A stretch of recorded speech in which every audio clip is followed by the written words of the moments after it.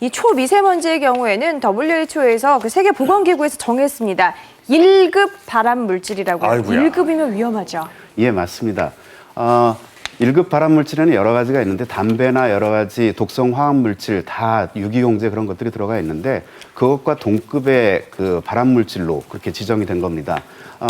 이런 것들은 그 폐암에 미치는 영향이 서유럽의 한 9개 나라에서 한 2,000명 정도의 폐암 환자를 대상으로 해서 한 연구에서 초미세먼지 농도가 한 10ml 정도 10마이크로 정도 늘어나면은 폐암 발생률이 한 18% 정도 늘어난다라는 그런 그 연구 결과를 기반으로 해서 발암 물질로 추가가 됐습니다. 네. 그 박사님 말씀을 듣는 중에 될 수 있으면 말을 할 때 숨을 둘 쉬면서 말하는 걸 하려고 그러니까 되게 그게 어렵네요. 어렵네요. 근데 이쯤에서 그 중요한 게 뭐냐면 우리가 미세먼지의 그 농도라는 거는 어느 정도가 보통이고 그 규정이 어떻게 돼 있는가요?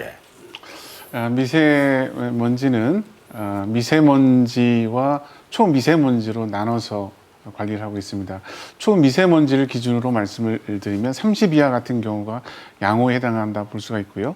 30에서 80이 이제 보통에 해당한다 볼 수 있습니다.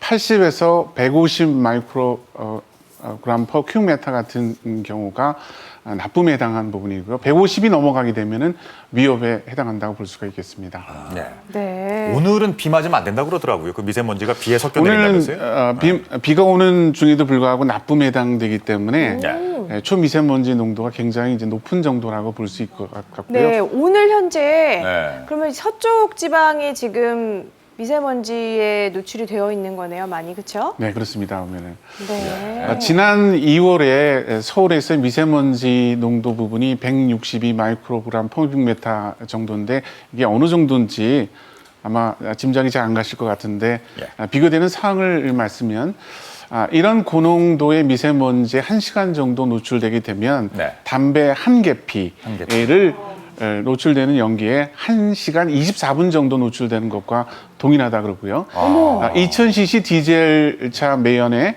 3시간 40분에 노출되는 거와 동일하기 때문에 상당 부분의 미세먼지 노출이 우려된다고 볼 수 있습니다. 아니 그럼 그 매연 자동차 뒤에 서 있는 게 더 낫단 말씀이세요? 따라다닌 거예요, 우리.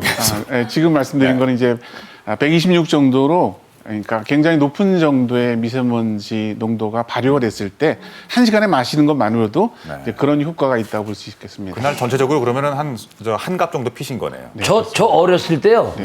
그 자동차 휘발유 냄새가 좋아가지고 그걸 막 뒤에 따라가는 그러니까 그때가 제 머리가 좋았던 거네요. 그걸 지금 따지고 보니까. 예, 뭐 굳이 뭐 그럴 필요가 있었을까요? 자, 핫 이슈 계속 열어보겠습니다. 네 번째는요. 실내의 미세먼지가 더 위험하다. 이거 환기 잘해야 된다는 말씀이신가요? 네, 맞습니다. 겨울이라고 춥다고 그래서 그 문 꽁꽁 닫아두고 창문도 닫고 그렇게 지내시는 거 많습니다.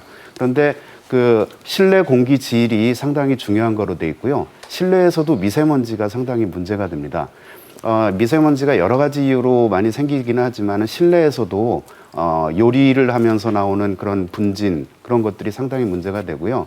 여러 연구 결과에서 보면은 그 집안에서 이렇게 요리를 하면서 그 많이 노출됐었던 그런 여성 같은 경우에는 실내 초미세먼지 농도가 한 5 내지 10 정도 증가하면은 폐암 발생률이 45%나 더 증가한다라는 그런 연구 결과도 있어서 신경을 써야 될 것 같습니다. 그렇군요. KBS